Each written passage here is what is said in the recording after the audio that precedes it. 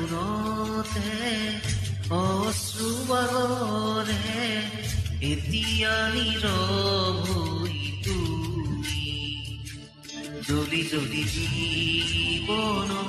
পুৰি পুৰি সপোন এতিয়া ধাৰকে ললা সাৱতি চকু মেলা